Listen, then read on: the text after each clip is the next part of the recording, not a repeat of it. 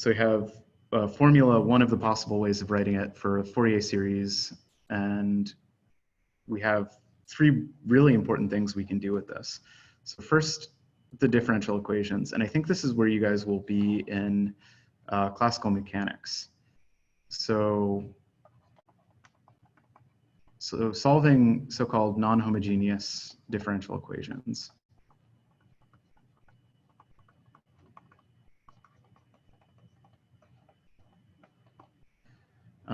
Can anybody name like the famous physics non-homogeneous differential equation that you maybe saw in 1230? Or in general, what it means to be a non-homogeneous or inhomogeneous differential equation? You'll hear both.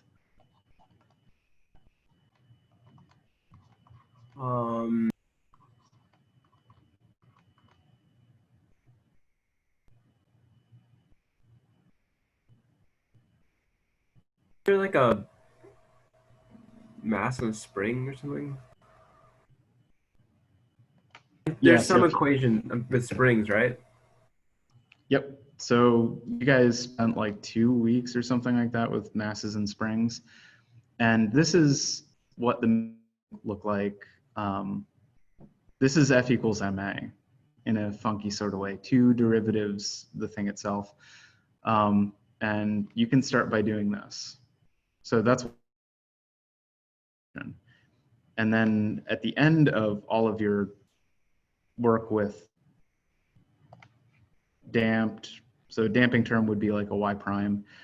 Somebody ends up asking you like, yeah, well, what if we like put this thing under a force? So f of x.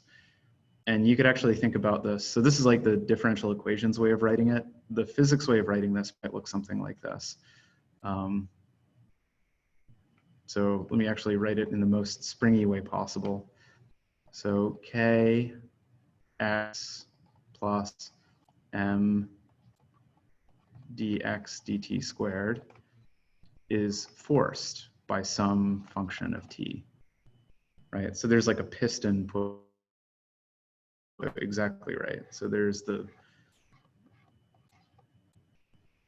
kind of infamous, and this thing might spin with some, frequency, angular frequency omega, and that has spring constant k, and that has mass m.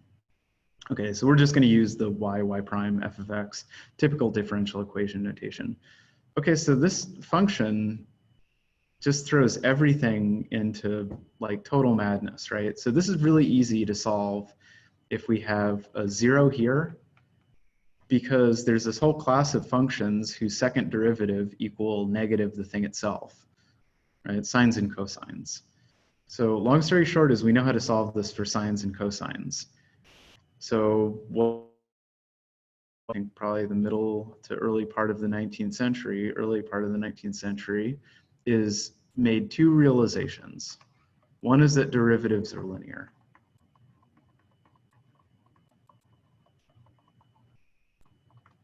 Which is to say, if I take that y double prime, so two derivatives with respect to x, of y1 plus y2, I get y prime 1 plus y prime 2. Part of that is just a reminder of what this notation means. And this is how, if you have a second order differential equation, you should have two solutions.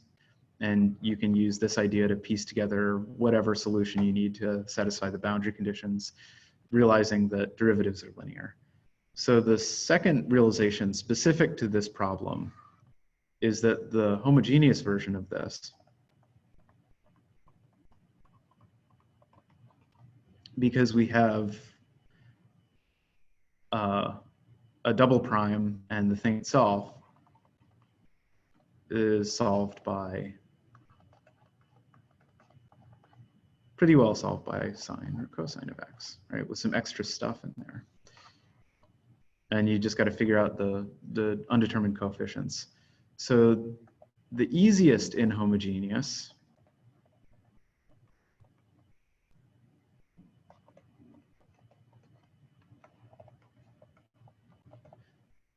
would be f of x equals either sine of x or cosine of x. And maybe there's like some F naught there or something like that. Okay, so once you realize that sines and cosines are really useful, and once you realize that if I have the solution, two solutions, I add them together, and there's also a good solution, all of a sudden, these two things say, wow, Fourier series are going to be really helpful to me. Because what I'm saying in some sense is that if I represent f of x, any arbitrary f of x, by its Fourier series, so instead of doing this, let me actually just write out the whole thing. Instead of doing this, a y plus b y double prime equals f of x. And we'll see how much I can fit on this. I think I can do it. By double prime equals a naught over 2 in the convention that we're using, and sometimes I even forget myself. A k cosine 2 pi k over t x plus v sine plus b k sine 2 pi k over tx. Okay, that is to say, replace f of x by its Fourier series, and maybe just as many terms as you need to get like a truncated solution. So you could use an approximate answer.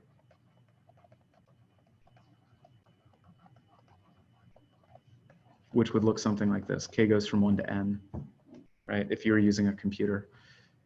So this is one way of using Fourier series, which are really useful, especially in the pre-computer days. You know, I'm not going to say this is easy, but it's better than nothing, because a lot of important applications of forced oscillating systems involve like high-speed machinery that you don't want to blow up. So this is actually a really important problem. And you guys will literally be doing this probably this week or next week, I think. I don't know if you're in chapter 5 in Taylor yet. So there's a primer for doing it. And you can tell Dr. Alberg, like, yeah, we've had a lot of practice with Fourier series, so keep moving. Okay, or not, and sandbag, that's fine too. It's your tuition. Any questions about that?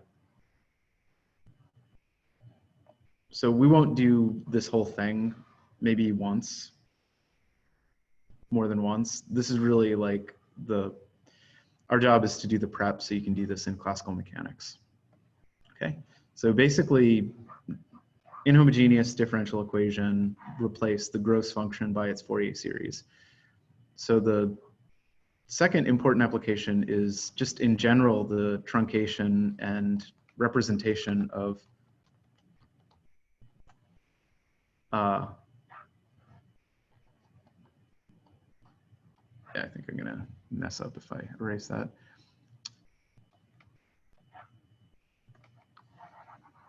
Truncation and approximation of functions in general. And you have two ways of doing this. You'll have an arbitrary ways of doing this. You can make your own orthogonal polynomials by the end of this class, which is kind of neat.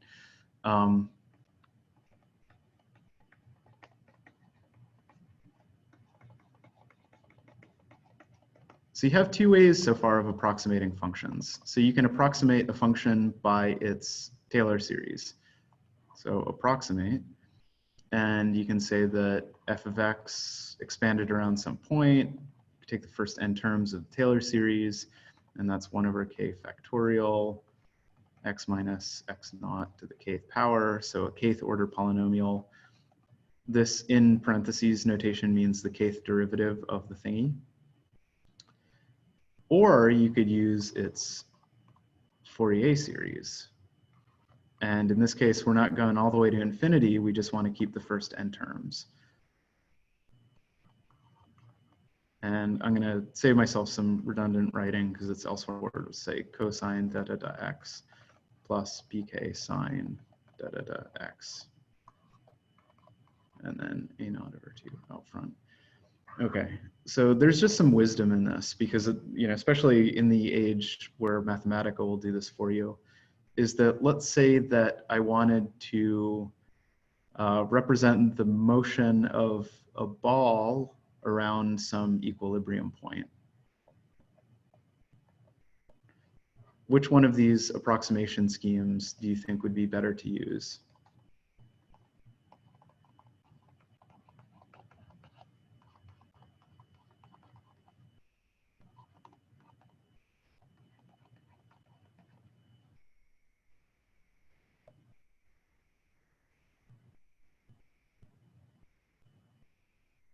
Fourier. So sines and cosines really have this like wonderful behavior, so you can see the minima really clearly. What's the thing that Taylor expansion does in this case, which is a feature and not a bug?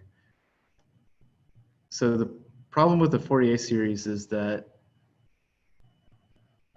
the behavior of the Fourier series, first component, second component, I don't care how many you add, it's always bounded. And it has an infinite number of minima. So if I accidentally give this particle too big of a shove, where's it going to end up?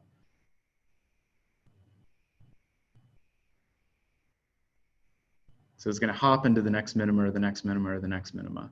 So if you have maybe like bounded or localized behavior, this is going to be good. Your particle is like within, you know, A or something like that, and you want a series expansion of the potential that will keep it there. Okay, so flipping that on its head, there's a set of circumstances where that feature becomes a bug. Let's say that you want to represent a as x goes to infinity. So as x goes to infinity, I want to represent some function f of x, which I know for a fact does not go off, zoom off towards positive or negative infinity. In that case, which one of these would you want to use?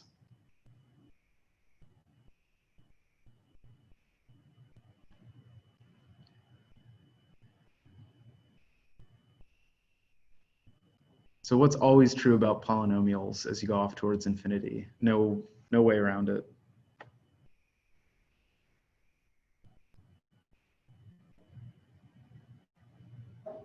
They themselves go to positive or negative infinity. Yeah, so if you have a bounded function you want to represent and you care about, you know, like large x or negative x behavior, you probably want to use a Fourier expansion. So the place where this shows up mechanics is if you talk to a quantum chemist, is they basically work with two software packages, and one represents things with locally bounded functions. They use Gaussians instead of polynomials. And the other one uses plane waves or Fourier expansions. So these are like really important ideas in representing functions. And you got to like ask, what is it that I need this particle to do? Do I need it to be well behaved? Do I need it to stay put? Because that's what we observe in nature. Okay. We'll have more ways of approximating functions as we get to the end of this class, actually. Okay, so the last thing I want to mention is just like a primer is quantum mechanics, where the Fourier thingy, it's not Fourier series for a lot of cases, it's more generally the Fourier transform, is physics. So particles have a wavelength.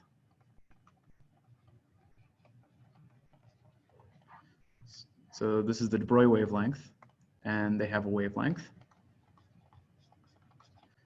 But in the same way that a particle can be in multiple places at once with a probabilistic interpretation, so you might have some probability of seeing a particle here or there. In fact, the same thing is true about momentum, is that there's a probabilistic interpretation of what the momentum of a particle is. It doesn't have a momentum. It has a probability of having a certain momentum, or a momentum basis wave function.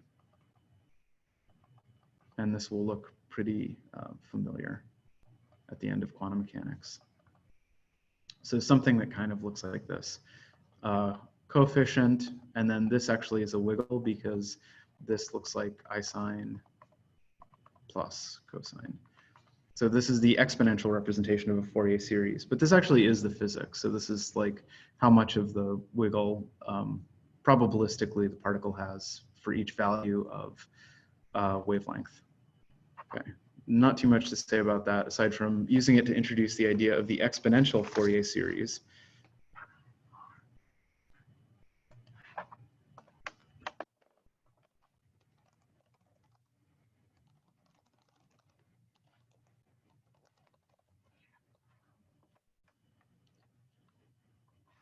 And it's gonna look nice,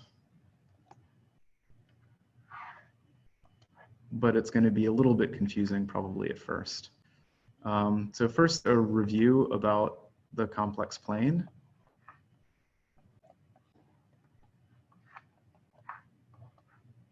So we have real axis, pure real, and pure imaginary axis. And in general, we have a complex number. The symbol for that is this capital C.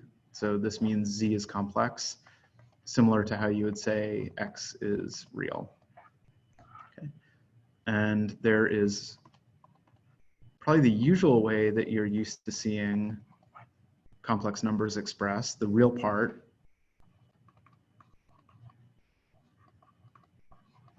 and the imaginary part.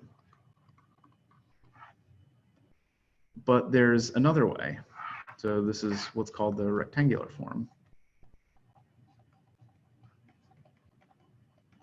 And if you haven't seen it before, you can really easily intuit this by visualizing the complex plane and saying like, yeah, we don't have to use rectangular coordinates. So there are two ways of me, more than two, but two that we use pretty commonly, ways of getting from the origin to Z. One is I can walk A units down the real axis and then B units up the imaginary axis. So that's rectangular coordinates. So what's the second way of getting from the origin to point Z, which might be really useful? So much more so, to be honest.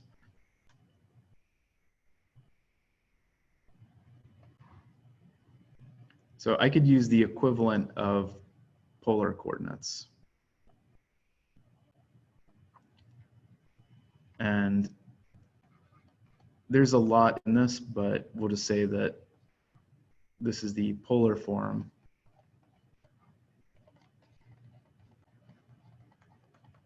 of the complex number Z. And the relationship in between the rectangular and the polar form is exactly what you would expect. So rho is equal to a squared plus b squared. That's just the Pythagorean theorem. And then the tangent of phi is given by b over a. Or I could also say that phi is equal to 2 pi plus that, so I can go around in a full circle, which gets you into some nuances of complex analysis that we won't talk about yet.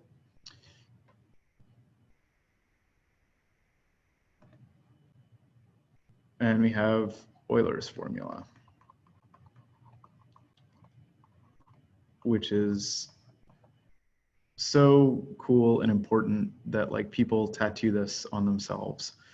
So this is the one that we'll use a lot. E to the I phi is cosine of phi plus I sine of phi. Okay, so you can immediately see how the exponential form of the Fourier series is going to work. We have a sum of sines and cosines. If we just slap an I on one of them and add them together, we can truncate the writing a lot and actually do a lot less work. This is kind of a side note. This is what a lot of people call the most beautiful formula in all of math because it, so E came from finance, to be honest, like continuous compounding. Pi is a geometric number and I is the square root of -1. And so you have these three numbers, E, I, and pi, which should have nothing to do with each other, really, if you think about their lineage. And you can make -1 out of it, which is kind of neat. Okay, so that's kind of the reminder primer. The proof is for you guys, and it's not as bad as you think. I can do this.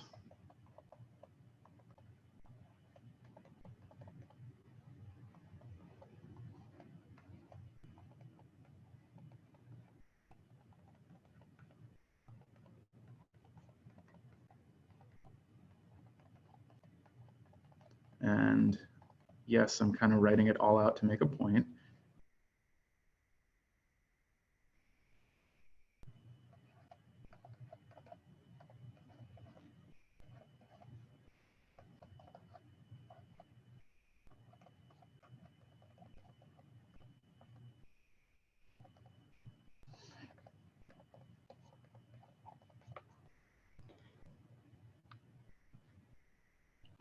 So we got rid of the cosine terms. It came at the cost of our sum now goes from negative infinity to infinity. This is also the Fourier series. And what you guys will prove is that this is true with C naught equal to A naught over 2 and Cn equal to half of the kind of funky real average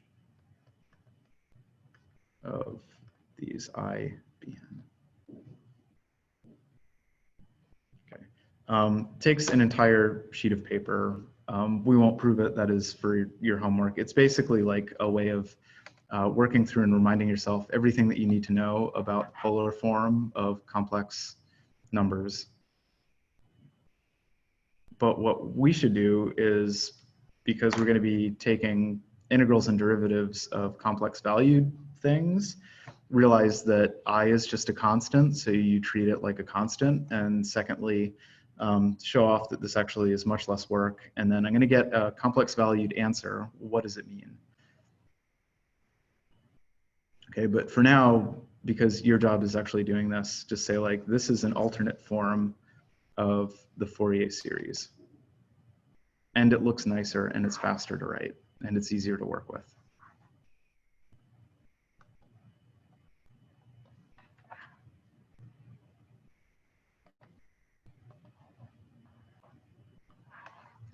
So let's do an example.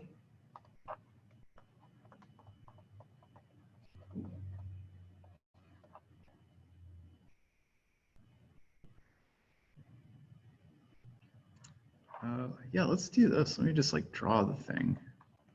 And I'll give you guys about 5 minutes to get started and see how far you get.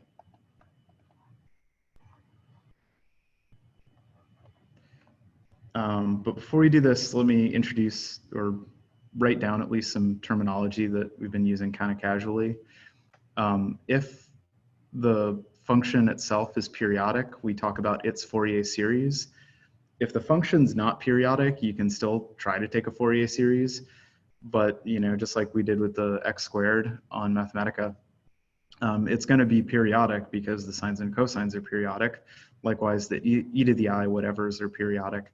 You would just call that the Fourier series expansion. So you say it's a Fourier series expansion of a non-periodic function. But let's just say that this is actually periodic, and so it will repeat, from 0 to 1, and then like that. Okay. So, and all you're being told is use the exponential form.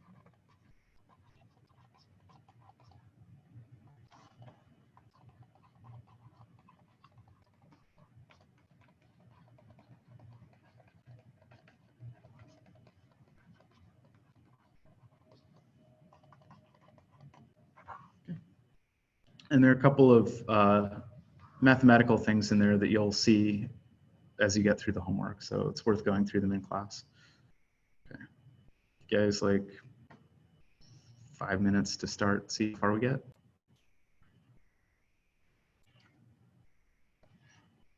Okay, I think if you got even 2 of the coefficients, then you basically realized how to prove the equivalence of the sine and cosine series, Fourier series, and the exponential series that we just introduced. But before getting into it, what's my function f of x and what's the period? So I need to specify 2 things. I need to specify f of x, and then I need to specify the period. So f of x is just x, and the period is 1. So with the thing that I've subsequently erased, the idea that C naught is equal to just that first coefficient. So that's the mean value theorem thing. So that one we basically get for free. It's just we're calling what we used to call A naught, C naught, so easy enough. So that's C naught is 1 over t, integral from 0 to t, f of x dx. And then that's equal to 1 over 1, integral 0 to 1, function is x dx. Yeah, so far not so bad. And then I have Cn is equal to 1/2 an minus or plus, so that's a little bit weird and ambiguous, bn. So I will write this, and what you'll see, I'll dot a little bit so I don't actually do the entire problem. But what you get is something that looks like this: 2/t, 1/2 integral 0 to t cosine stuff f of x dx, and then 2/t integral 0 to t sine. Okay, now we have a minus or plus and an I there. Sine stuff f of x dx. Okay, I have a cosine and an I sine and a 2t that I can pull out front. So the 2t and the 1/2 go away. I end up with 1/t. I can consolidate the integrals, and I have f of x, something that looks like this: cosine dot dot dot minus or plus I sine dot dot dot dx. Okay, there's a little bit of finagling and matching, and this is where you get the sum of minus infinity to infinity. But what is cosine plus I sine? So that by Euler's formula is equal to e to the I dot dot dot. Right, so that is hidden inside of this, and the way you have the an plus or minus ibn, it's basically telling you match this up so you can use Euler's formula. And I'm not giving anything away because you just like look it up in the book or online. But what you end up with, and this is something that's really nice about this, is Cn also equals 1/t integral 0 to t f of x ei 2 pi, we call it n over t x dx. And if you set n equal to 0, e to the 0 is equal to 1. So you actually don't even need the separate formula. So the formulas for C0 and Cn, you can just consolidate all of them. They all equal the same thing. And again, I is just a constant. So it doesn't matter that it's a complex constant, it's just a constant. So in fact, you can do all of this in one shot, right? All of the Cn's. So that's kind of a sketch of the homework proof. Any questions about that before we just use it? What's in the exponent in that last line? I can't, it's too small for me to read. Yeah, 2 pi n over t. So it's really the argument of it's the same exact argument of the cosines and sines in the Fourier series.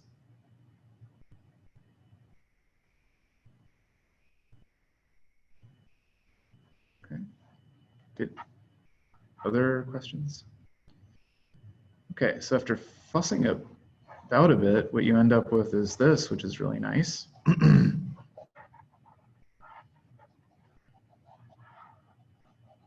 Instead of those like 3 formulas, which to be honest, we kind of could have consolidated them into 2, there's a way of writing a naught.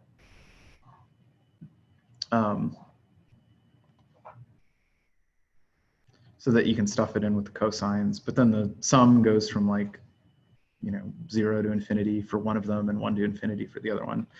But anyway, we have generically c to the n, and n goes from negative infinity to infinity, so any integer whatsoever. 0 to t f of x e to the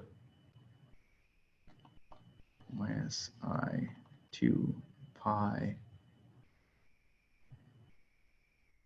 n over t x.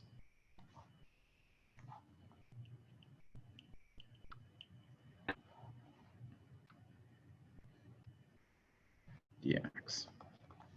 Okay, then we have, for our specific example here, f of x is x and t is 1. So that's just 1 over 1.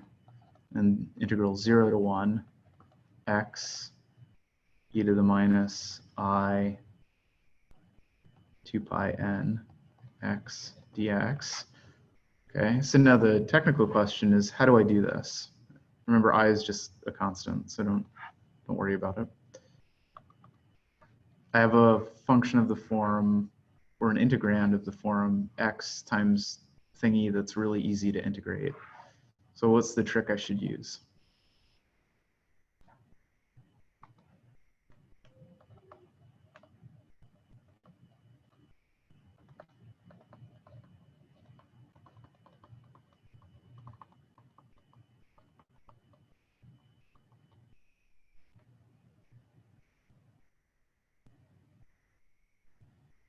So if you ever forget integration by parts, just remember it's the opposite of a total derivative of two things multiplied together.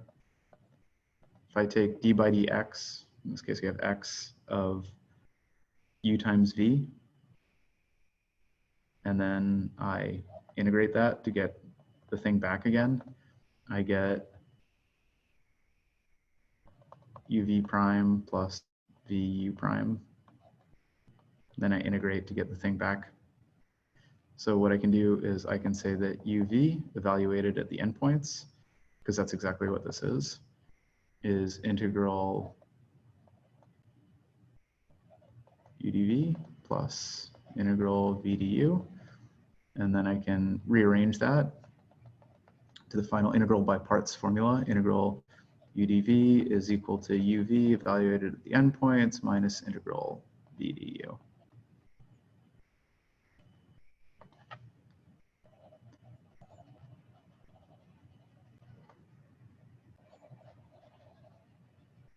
And you want to use this anytime you have something. I can derivative this away to nothing. So I can get rid of the nasty part of my integrand. So I'm going to remember that uv minus integral v du is equal to integral u dv. And then what's the part that I don't like? Well, that's the part that I want to turn into, I want to get rid of, so I don't have it in the integral. So u is equal to x, right? So that's the thing I want to toast. So that means that du is equal to dx. And then in that case, v is equal to, or dv is equal to e to the blah, blah, blah dv, which means that v itself is equal to 1 over blah, blah, blah e to the blah, blah, blah. So let me actually write that out in a little bit more detail. Blah, blah, blah is a bit too glib, I think. So e to the minus alpha x dx, that's kind of what we have there. And then this would be v minus 1 over alpha e to the minus alpha x. Okay. So our integral comes at the cost of 1 over alpha. And then that means that we have this, that's u, and this whole thing is dv. So that equals uv, which is x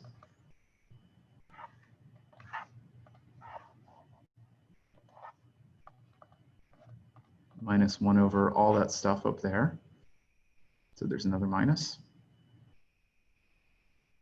Oops, sorry, we split out the minus.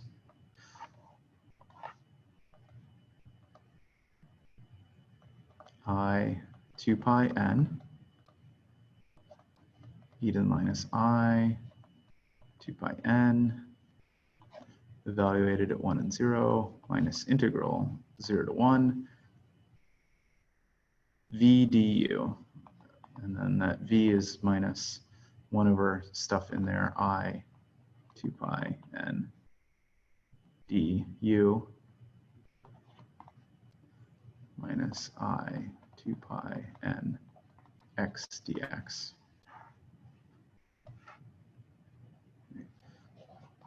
And so our reward for this is that there's no more x inside of the integral. And we can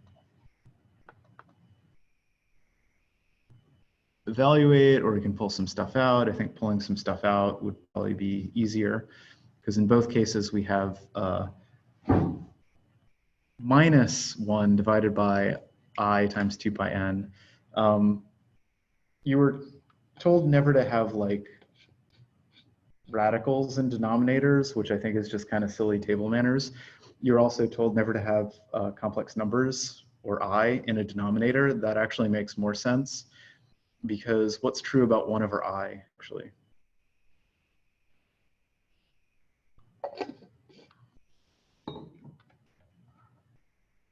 Undefined.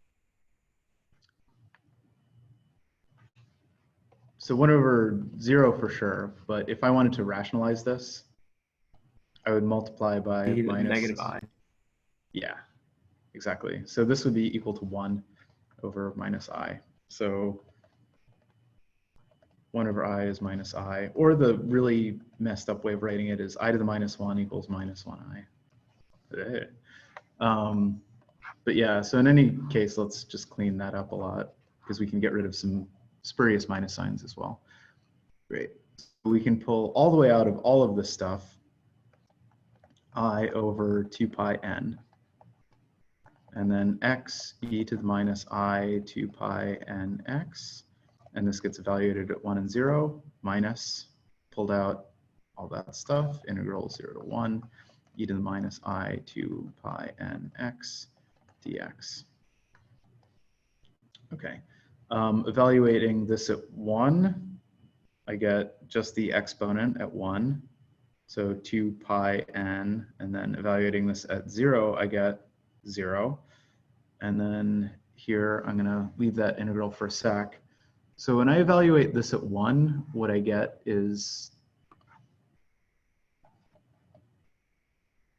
1 times, I'll leave off the 1 times, 2 pi n times minus I. Okay, the minus I is gonna be a little bit spooky, but what is that actually? So this is a really nice kind of toy example of Euler's formula. So this is equal to cosine 2 pi n, minus sign, but cosine's even, so it doesn't matter, plus I sine 2 pi n. The minus sign and odd. Sign is odd, so that does matter. And n is an integer. So what does this actually equal?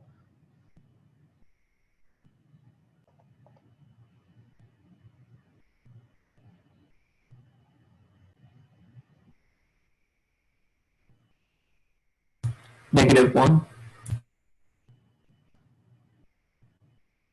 or +1. Yeah. So the cosine's odd, so absolutely. So positive 1. So yeah, what a mess, but that's just equal to 1. So that whole first term is equal to 1. Likewise, you can kind of chug through it, and the whole second term gives you 1 over this thing, and then you end up with the exact same denominator. So it's not 1, but it's 1 over all of this stuff. So we'll just say like ... similar argument. What you end up with is C is equal to I over 2 pi n Cn.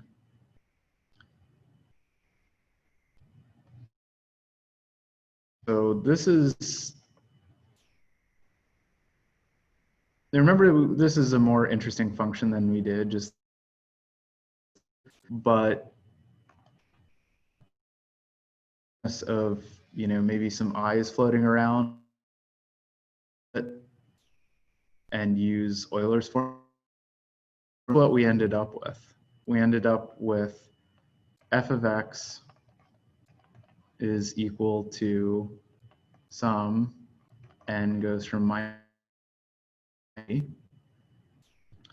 of over 2 pi n e to the minus I by n x. Okay, who feels slightly unnerved about that result?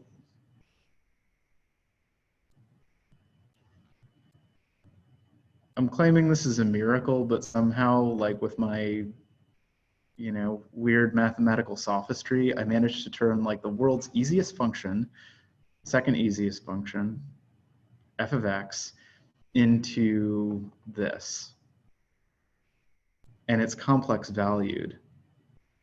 So what on earth is going on? Okay, so the ease of execution comes at the cost of kind of a difficulty in interpretation. And I will show that this actually does equal something much nicer. Okay, if we were just doing like a Fourier sine or cosine series, would we expect this thing to have cosine or sine components, which is to say, is the original function even or odd?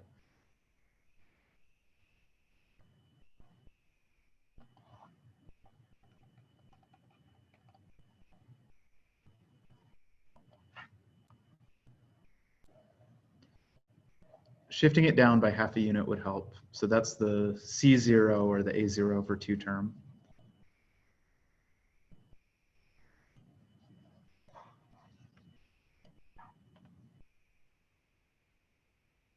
Shift this down by half a unit, I get something that looks like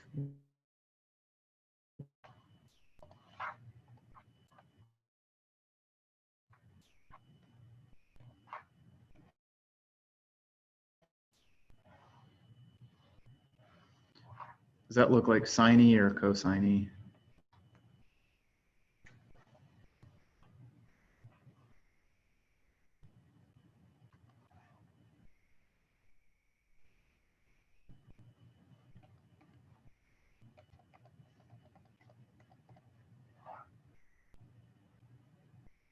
So I probably would have expected this thing to have only sine terms if I were to take just the normal sines and cosines, non-exponential form Fourier series. So this is something funny about this minus infinity to infinity. So I'm going to split it in half, and I'm going to notice that what happens when I take n from minus n is that I flip the sign of this whole thing, and I can actually write this in the following way. So I can first pull out the C naught,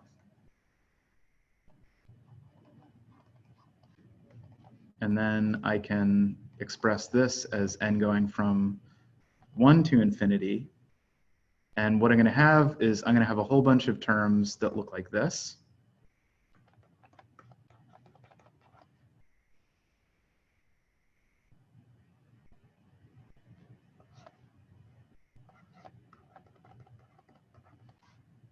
And then I'm going to have a whole bunch of terms that look like this,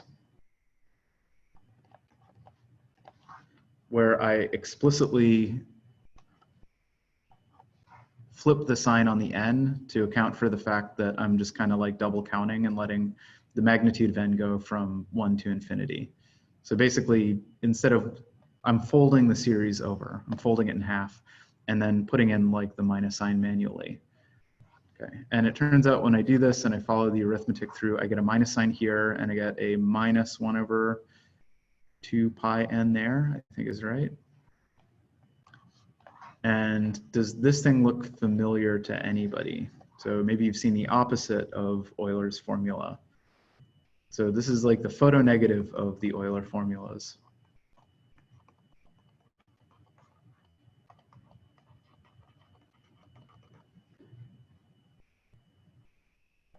So cosine of x, in the same way that we can represent an exponential with a complex coefficient as a sum of cosine plus I sine, you can actually flip that. And I'll call this alpha, just because e to the I alpha x, or sorry, just alpha,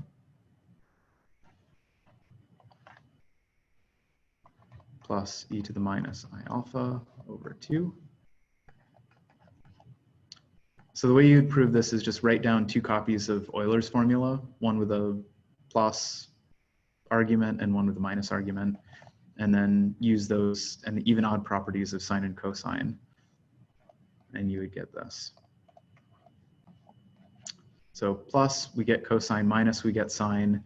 So in fact, this is kind of a grubby way of writing it, but this is actually sine. So this is 2 times sine 2 pi I n x. So in fact, it is the sine formula. So they are the sines. That's kind of what we would expect at the beginning.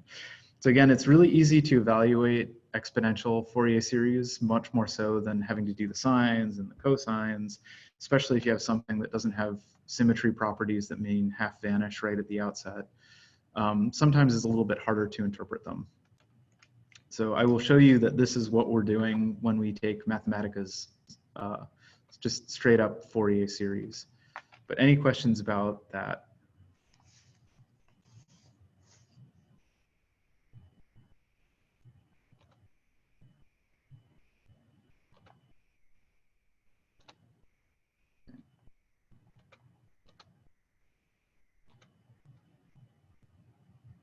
So let me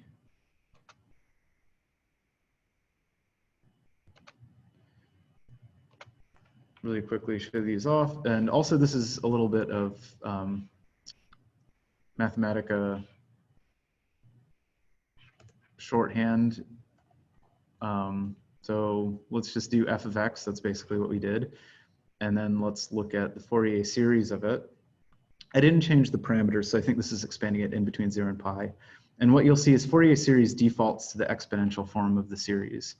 So you see e to the ix, e to the minus ix. The reason all the 2 pi's aren't there is because it's evaluating them at limits of minus pi and pi. And that percent sign means plot the last thing. And this is over, yeah, minus pi to pi interval. So let's take the first 10 terms, and it's going to look really gross. So I'm going to suppress the output. And then plot that, and we should get better. It should look more like a line that goes in between minus pi and pi. And then I'll really push my luck here.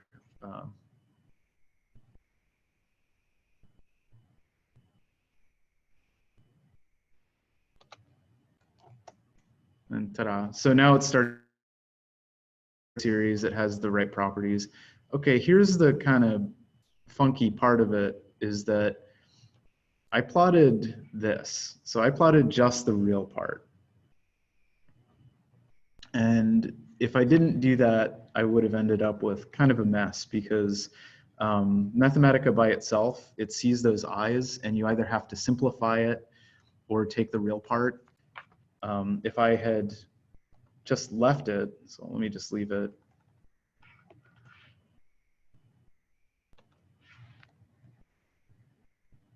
And I don't think we need all 40 to show it screwing up. So in this case, great, it knew how to do that. What you'll see in other cases is it might not realize that it's just gonna, like all those might simplify to only real parts, like we showed explicitly. So you might have to put in the real yourself. Although I think, you know, in the case of Fourier series, Mathematica does a pretty good job of realizing this thing might simplify just into the sines or cosines. Okay, so the next thing we're gonna work on, after just really quickly listing a couple of the do's and don'ts. We know one of them, but we haven't looked at the rest, of what you can and can't expand in terms of a Fourier series. And I'll try to do that as quickly as possible, just so you know it's there, is we'll talk about what if I want to talk about periodic functions. And that's what a Fourier transform is. So before we leave this though, this is a discontinuous function being represented by things that are continuous functions. And so we know already that the behavior at a discontinuity is that it's just going to take the average value. So we can express discontinuous functions within reason, what we do have to realize is that at the point of the discontinuity, the Fourier series obviously doesn't do a good job, and what it does precisely. Okay, so these are what are collectively known as the Dirichlet conditions, but for a normal person, that would be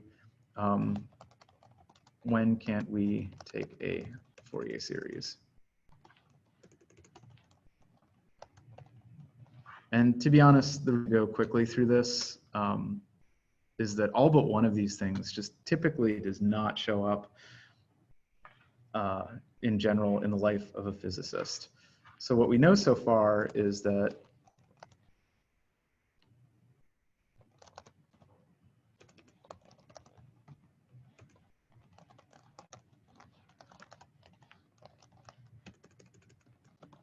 the Fourier series takes on the average value.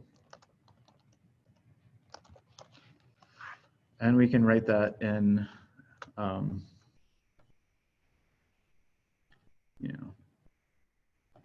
inappropriate lingo. So we have f of x.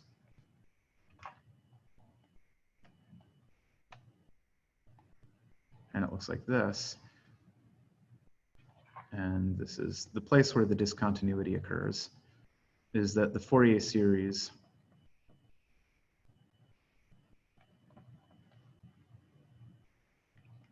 of f of x is going to be equal to half the limit as we approach x naught from the left.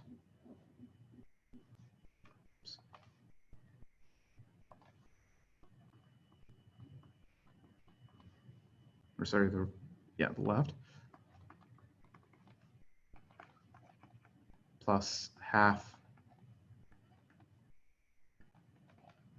limit as we approach f of x from the right. So which is to say the Fourier series will split the difference. So the Fourier series of this will look like this after many, many, many points. Okay, so these are the things that we can't do. So this is kind of an edge case. It's like you can do this, but know what you're getting into. So the Dirichlet conditions are that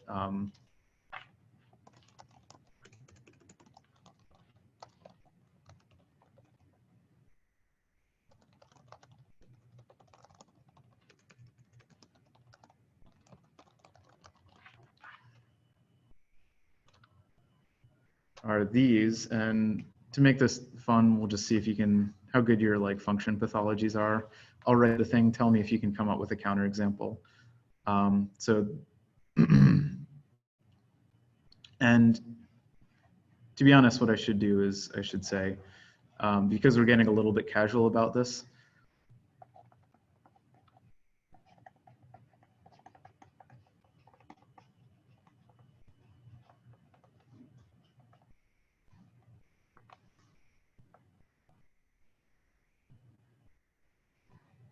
so we'll say for the Fourier series or a function expressed on the interval t, right? So it could be a non-periodic function that we're just taking a Fourier series of, so that's okay. So condition number one is that, and this is the one that probably wouldn't seem super obvious, the function needs to have a finite number of minima and maxima.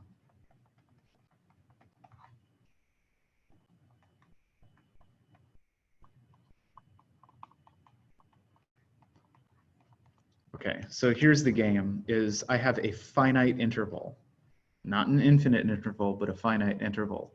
Can you name a function that has an infinite number of minima and maxima, local minima and maxima, are okay, on the interval t?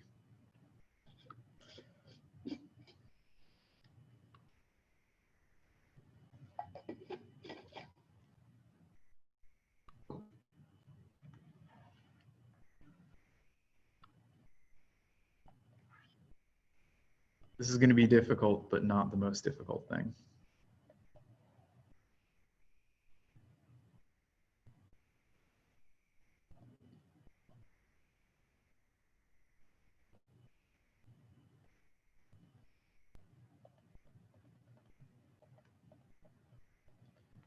Okay, here's an otherwise like really well-behaved function that has an infinite number of maxima and minima.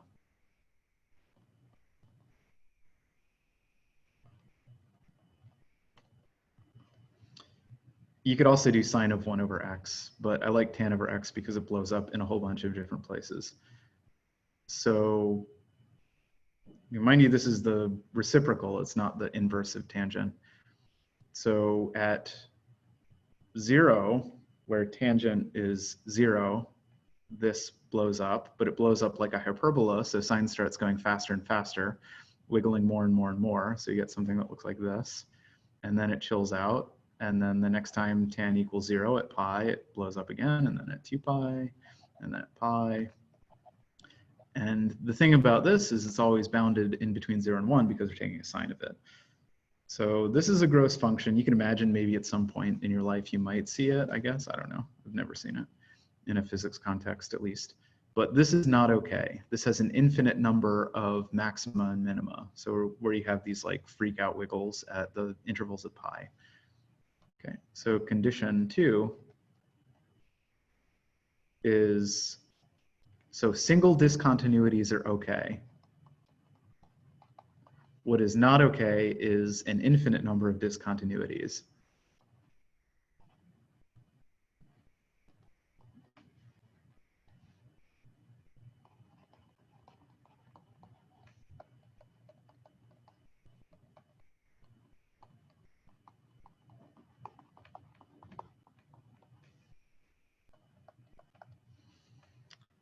I think especially for physics people, this is the probably hardest example to dream up. Anybody dream up a function that has an infinite number of discontinuities on some finite interval? This is what I came up with, and it's kind of insane. I'll give you guys a second. Somebody has one.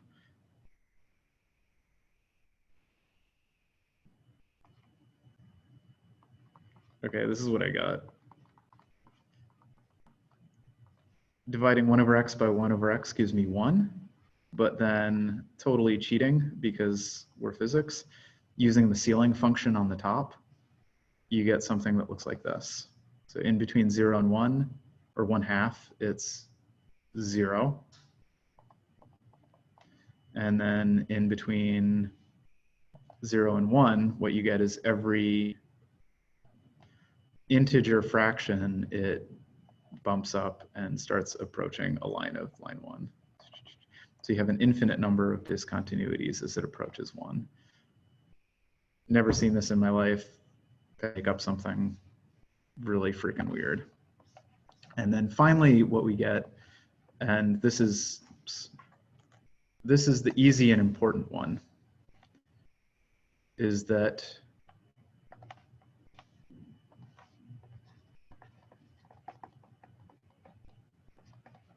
condition 3 is you need to be absolutely integrable.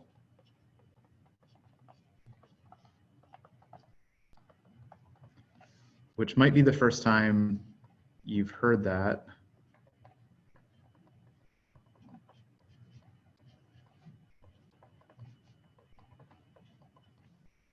So the absolute value of the function integrated over the interval t needs to be finite. So this precludes any like squirrely symmetry arguments like you might have with, for instance, tangent. So we just picked on tangent, so why not?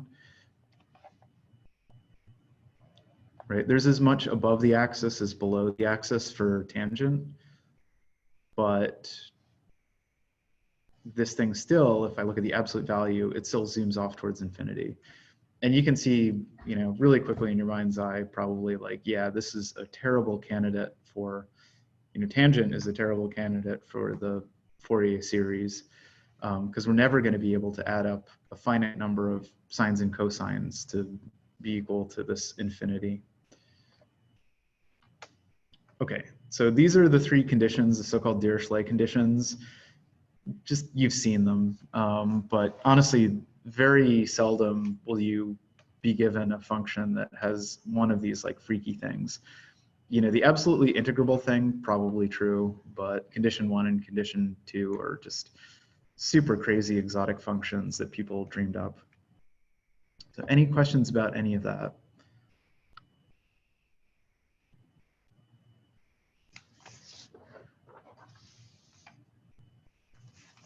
Okay, we'll go through an example and the kind of meaning of this.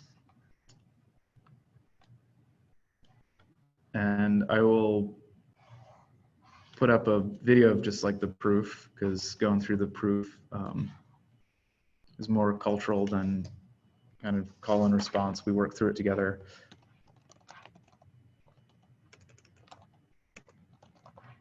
So we're next going to talk about Fourier transforms. And the question in some sense is, can we have a complete expression of a non-periodic function?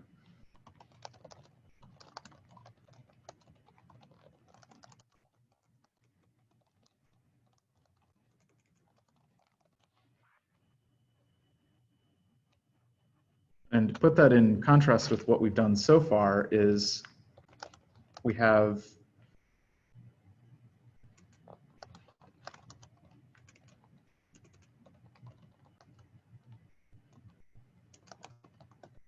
you take a Fourier series of a non-periodic function. So you have a way of expressing non-periodic functions.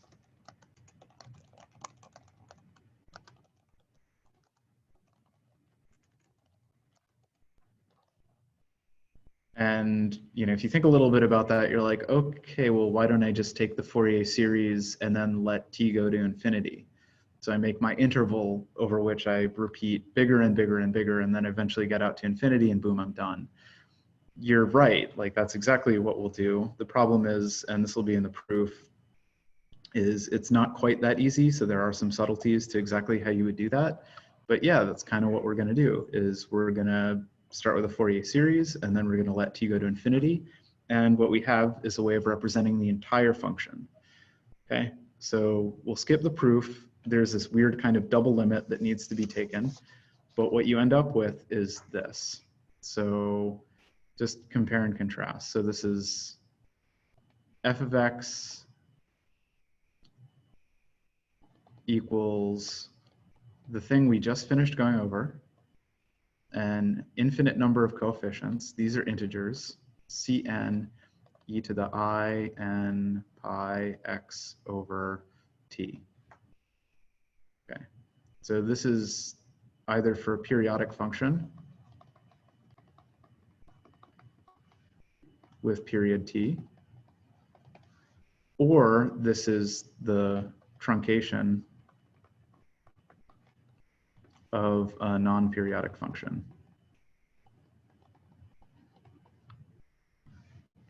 To the interval t.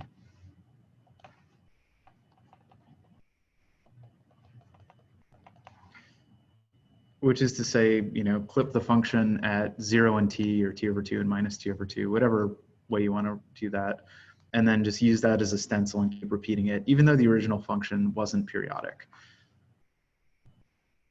So if we just let t go to infinity without anything else going on, like this just doesn't work. Look at what happens to this as t goes to infinity. It just becomes constant, right? So there's something else that needs to go on. We won't talk today about the thing that needs to go on, but I just want to compare and contrast these two things. So there's a normalization, and this is to some degree a convention. The sum becomes an integral from minus infinity to infinity, so the entire real line, f of k, e to the I k x dk. Okay, so it kind of rhymes. So this is any function whatsoever.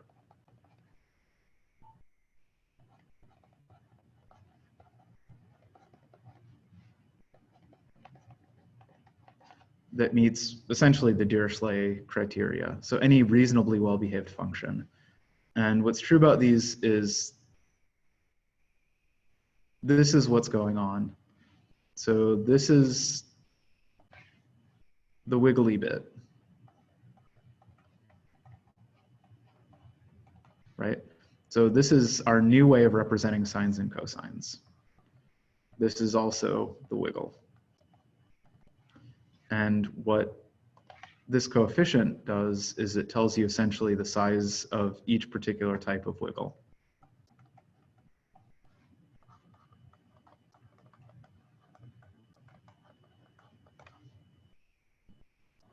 Okay. So let's just say that this thing exists, and just because, you know, it doesn't take that long, let's just take the Fourier transform of a thing, just to contrast this with the Fourier series. So let's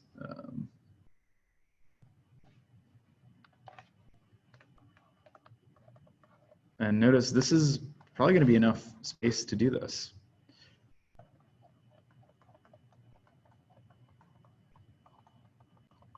So let's talk about a rectangular pulse.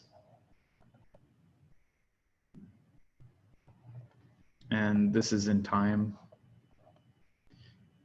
So there's absolutely nothing going on for all time. Go back into negative infinity and positive infinity, and then this one and only non-periodic pulse comes, and it starts at negative t and it ends at t.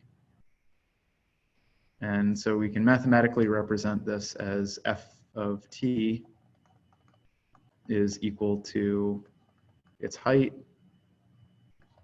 when the absolute value of t is less than our period, or t, it's not a period because it's not a periodic function, and then it's 0 when little t is greater, time is greater than this characteristic time. Okay, so all we need to do is figure out the FKs, and this is what we'll get into on Thursday, is that this is the formula for the FKs, 1 over 2 pi. This should look familiar too. Integral from negative infinity to infinity, so I'll just say integral over the real line. And then the overlap in between the function and the basis function, e to the ikx, kt dt. Well, this is 0 for most of the function, so this seems like a pretty easy integral to do. So we'll do minus t to t, f naught. Everything else is 0. E to the I kt dt. And then I already know how to integrate exponentials. That's just a constant. So I'll pull that outside. F naught 1 over 2 pi. And then the antiderivative of that thing is 1 over I k, but we now know that 1 over I is minus I, so I over k.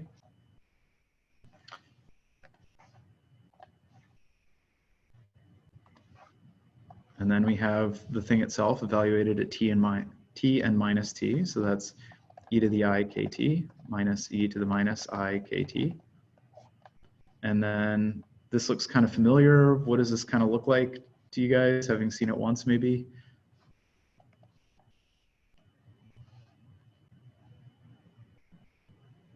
E to the I thingy minus e to the minus I thingy.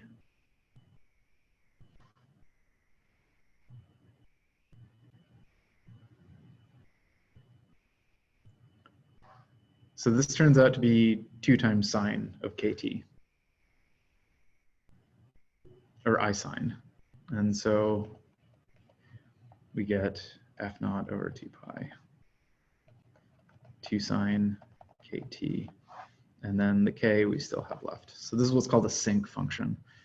So easy to use. And this is an alternative representation of the rectangular pulse. So this is how much of the wiggles that you would have to add together to make this. So who cares? Well, so this is why you would care. If you had a circuit that had a certain resonance in it, the various filters, for instance, that had that particular frequency would be excited by this rectangular pulse in the way given by its Fourier transform. So just a little bit glib, but we'll actually start with this and return to this on Thursday.